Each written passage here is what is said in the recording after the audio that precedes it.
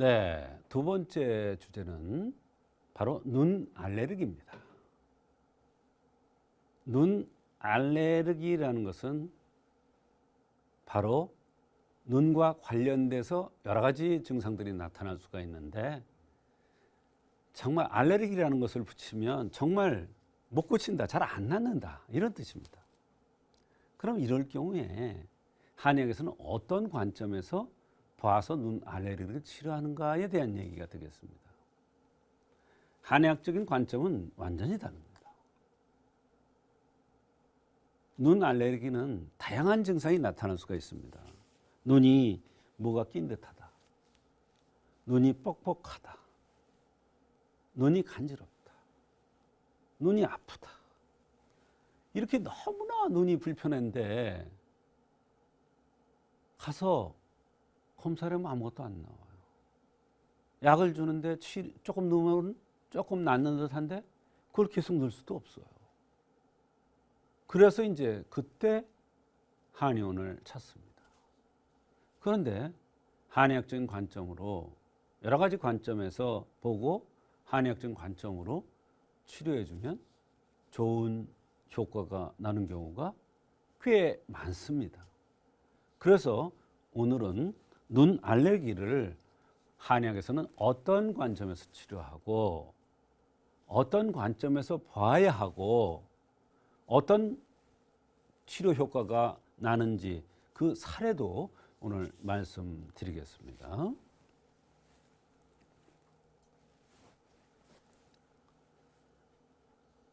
눈 알레르기 한의학적인 원인은 가장 큰 것은 화병입니다.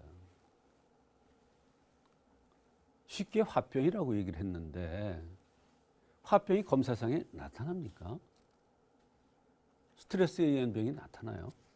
근데 이 화병도요, 종류가 너무나 많아요. 화에 대한 치료법이 너무 많아요. 불화자죠. 화.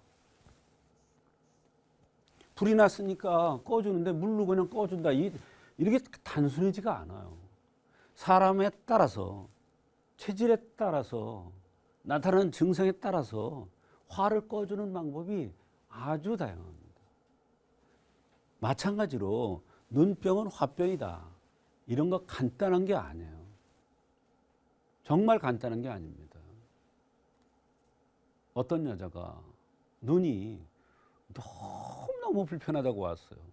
근데 검사해보면 멀쩡하대요. 그런데 그 원인을 찾으려니까 이 환자가 얘기를 안 하는 거예요. 그래서 제가 얘기를 했죠. 이제 가정사서부터 물어보는 거예요. 남편이 몇 살이냐, 같이 사느냐. 그랬더니 그때서 이제 얘기를 하는 거예요. 남편하고 이혼을 했는데 자꾸 이 사람이 스토커처럼 따라다니면서 자기를 괴롭힌다는 거예요. 이혼하고 나서도 그냥 놔주기가 싫으니까 괴롭히는 거예요. 그 다음부터 이런 병이 왔다는 거예요. 그건 치료법이 또 달라요. 그러면서 막 펑펑 울어요. 당신은 화가 눈을 쳐버렸구나. 그래서 눈이 눈으로 병이 왔기 때문에 눈에 눈물이 나는구나. 불 꺼주는 거예요. 화병이니까 눈물이 나서 불 꺼주는 거예요. 화를. 그 눈물을 흘리면 자기가요, 시원하대요. 그 어디가 시원하니? 이랬더니 가슴이 시원하대요. 눈은 안 좋아진대. 감이사칠탕이라는 약을 썼더니 그렇게 불편하던 것이 좋아진 경우가 있어요. 그 이분이 결국은 미국으로 도망가는데 미국으로 갔는데도 쫓아간 거예요, 거기까지. 자, 그 다음에 이제 심기울체라는 게 있어요. 여기 보면 심기울체라고 그랬죠. 울체. 맺히고 또 차인 거예요. 뭐가? 심기가. 심이라는 건 뭐예요? 화예요, 화. 그러면 어떤 사람이 심기가 울체가 되느냐? 이게 중요한 거예요. 심기울체에서 눈 알레르기가 오는데 과연 어떤 사람이 심기울체에서 눈 알레르기가 오느냐, 이게 중요한 거예요. 일단 심장이 심이니까 어때요? 얼굴이 붉겠죠. 뾰족하겠죠. 코가. 눈이 동그랗겠죠. 입술이 얇고 상순이 들렸겠죠. 이마가 톡 튀어나왔겠죠. 새가슴이겠죠. 이런 사람들이 심기울체에 의해서 눈 알레르기가 잘 나타나는데, 목이 길면서 얼굴이 뾰족한, 턱이 뾰족하게 생긴 사람이 또 심기울체가 잘 나타납니다. 그런 사람들이 심기울체에서 눈 알레르기가 오는 거예요. 그러니까 눈 알레르기를 고치려면 눈만 보는 게 아니라 심기울체 또 봐야 되는 거예요. 어떤 관점에서 봐야 심기울체가 나오느냐? 물론 맥에 의해서 나오기도 해요. 그러나 생긴 모습에 의해서 확인을 또 해야 돼요. 그러면서 불편하다고 하는 증상을 또 거기에 대입을 해야 돼요. 그래야 이것은 심기울체에서 눈 알레르기가 왔구나, 이렇게 판단하고 그에 맞는 약을 쓰면 좋아지는 거예요. 그런 경우에 아무리 가서 검사를 하고 현대의학적으로 검사를 해도 나올 리가 없죠. 심기울체 된 게 어떻게 나와요? 안 나오죠. 그러니까 환자는 불편한데, 자꾸 불편하니까 병원을 가는데 치료는 안 되고 그러니까 눈 알레르기라고 병명을 붙인 거예요. 그 다음에 울화. 이것도 화가 우울한 거예요. 우라가 되게 어떤 사람한테 잘 나타날까요? 코가 오똑하고 큰 사람, 코가 뾰족한 사람. 그게 울화가 나면 어때요? 가슴을 칩니다. 너무 가슴이 답답하다고. 자다가도 벌떡 일어난대요. 왜? 숨이 안 쉬어지니까. 또 너 잠자는 자리에 가서 회장님을 만났는데, 아주 존경하는 회장님인데 그 앞에서 딸꾹질을 해요. 딸꾹질을. 트름을 해요.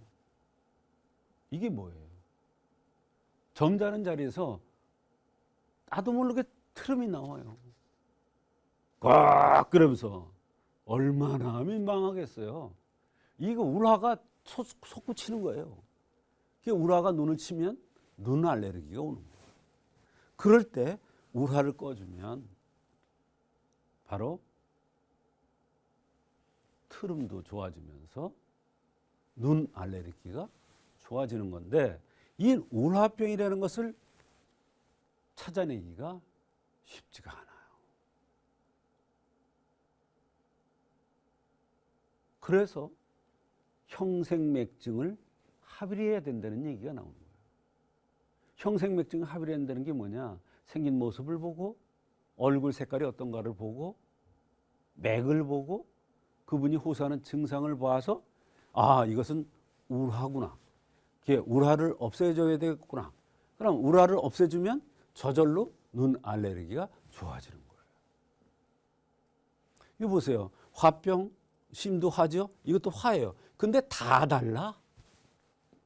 다 달라. 심조증, 이것도 심자가 또 들어가네. 이 조가 뭐냐면 조잡증이, 조잡. 조잡이라는 게 뭐냐? 아픈 듯 안 아픈 듯. 마음이 편치 못해서 오는 병이에요. 마음이 스스로 편치 못해요. 왜? 정확해야 되고, 완벽해야 되고, 남한테 싫은 소리 듣지 말아야 되고, 싫은 소리 하기도 싫고. 근데 이 세상에 완벽이 어디 있어요? 남편이 맨날 잔소리해요. 그러니까 어때? 심조증이 오는 거예요. 그럼 그게 심조가 눈을 쳐요. 그래서 심조증이 눈 알레르기의 원인이 되는